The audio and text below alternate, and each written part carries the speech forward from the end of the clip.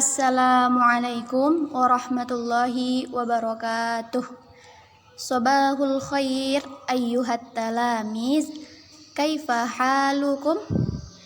Semoga kita semua selalu dalam keadaan sehat dan lindungan Allah. Amin. Nah, sebelum kita belajar, mari kita bersihkan dan rapikan sekeliling kita dan tempat belajar kita. Nah, kalau sudah, kita buka pembelajaran hari ini dengan basmalah, zikir pagi, dan doa sebelum belajar. Bismillahirrahmanirrahim. Allahumma bika asbahna wa bika amsayna wa bika nahya wa bika namutu wa ilaikan nusyur. Rabbi zidni ilma warzuqni fahma waj'alni minas solihin. واتقوا يوما لا تجزي نفس عن نفس شيئا ولا يقبل منها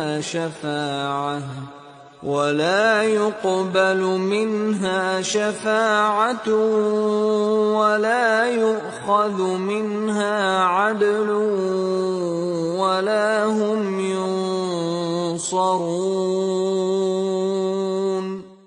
واتقوا يوما لا تجزي نفس عن نفس شيئا ولا يقبل منها شفاعة ولا يؤخذ منها عدل ولا هم ينصرون.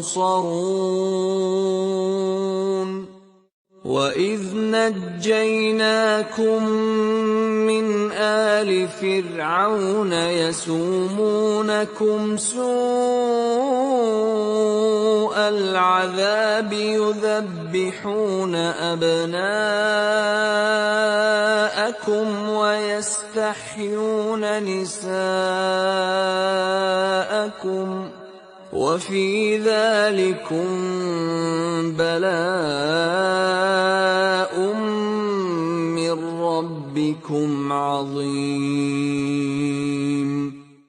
وَإِذْ نَجَّيْنَاكُمْ مِنْ آلِ فِرْعَوْنَ يَسُومُونَكُمْ سُوءَ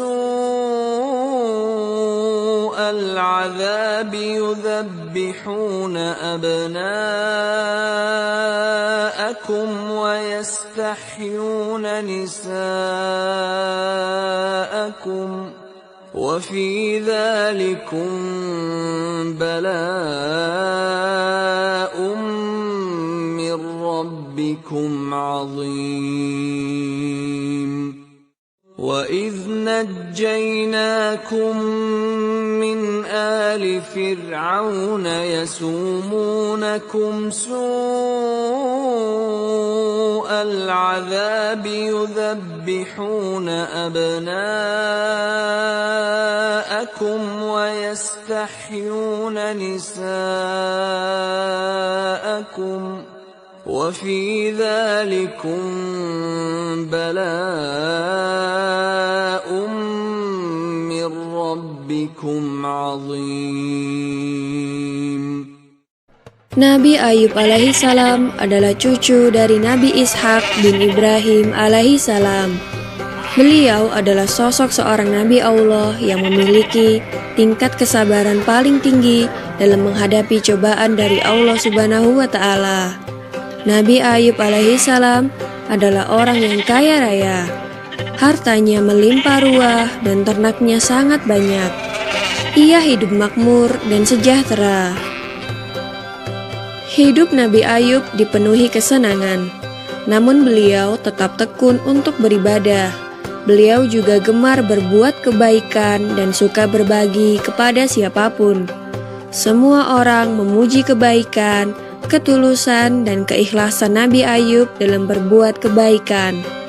Bahkan para malaikat pun juga memuji beliau. Hal ini membuat iblis merasa iri dan dengki. Ia tidak suka ada manusia yang begitu solehnya.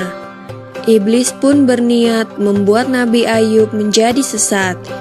Iblis lalu mencoba sendiri menggoda Nabi Ayub agar ia tersesat dan tak mau bersyukur kepada Allah. Namun ternyata iblis gagal. Iblis pun tidak menyerah. Ia dan para pembantunya kemudian mulai menyerbu keimanan Nabi Ayub. Mula-mula mereka membunuh semua ternak. Kemudian mereka merusak kebun Nabi Ayub dan juga membakar semua harta kekayaan beliau. Namun Nabi Ayub dan anak istri beliau tetap rajin beribadah dan tidak pernah mengeluh. Mereka semua menerima takdir dengan ikhlas. Iblis dan para pembantunya kemudian mendatangi putra dan putri Nabi Ayub di rumah. Mereka menggoyang-goyang tiang rumah sehingga roboh dan semua anak Nabi Ayub meninggal dunia. Iblis mengira usahanya berhasil menggoyahkan iman Nabi Ayub yang sangat menyayangi putra dan putrinya itu. Meskipun Nabi Ayub merasa sedih dan menangis, tetapi jiwa dan hatinya tetap kokoh dalam keyakinan bahwa jika Allah yang Maha Pemberi menghendaki semua itu, maka tak ada seorang pun yang mampu menghalanginya. Iblis pun tidak patah semangat. Iblis kemudian menaburkan penyakit di sekujur tubuh Nabi Ayub sehingga beliau menderita sakit kulit yang menjijikkan. Semua tetangga dan orang sekitar menjauhinya karena takut tertular. Mereka menginginkan Nabi Ayub segera pergi meninggalkan lingkungan mereka. Maka pergilah Nabi Ayub dan Rahmah istrinya ke sebuah tempat yang jauh dari pemukiman manusia. Penyakit Nabi Ayub sudah bertahun-tahun tak kunjung sembuh. Namun Nabi Ayub tetap bersabar. Suatu hari Rahmah hendak membeli bahan makanan dan ia pun pergi keluar. Ternyata saat itu Nabi Ayub sedang membutuhkannya. Berkali-kali Nabi Ayub memanggil istrinya, tapi tak ada sahutan dari istrinya itu. Nabi Ayub merasa kesal. Terbesit dalam benak beliau bahwa Rahmah sengaja pergi meninggalkan beliau. Nabi Ayub lantas bersumpah akan memukul Rahmah 100 kali jika ia kembali nanti. Nabi Ayub alaihissalam kemudian berdoa memohon kesembuhan kepada Allah. Allah Subhanahu wa Ta'ala memerintahkan Nabi Ayub agar menghentakkan kakinya ke tanah. Lalu dari tanah itu keluar air yang sejuk dan segar. Nabi Ayub lantas membersihkan sekujur tubuh beliau dengan air itu. Seketika itu pula penyakit Nabi Ayub sembuh, dan kulit tubuhnya kini kembali seperti sedia kala. Wajahnya pun kembali bersinar dan memancarkan wibawa yang luar biasa. Rahmah akhirnya pulang dan betapa terkejutnya ia ketika melihat suaminya sudah sembuh. Dan ia juga meminta maaf karena telah hampir kehilangan kesabaran dalam merawat Nabi Ayub yang sakit. Nabi Ayub pun memaafkannya dan bercerita bahwa ia telah terlanjur bersumpah untuk memukul Rahmah sebanyak 100 kali.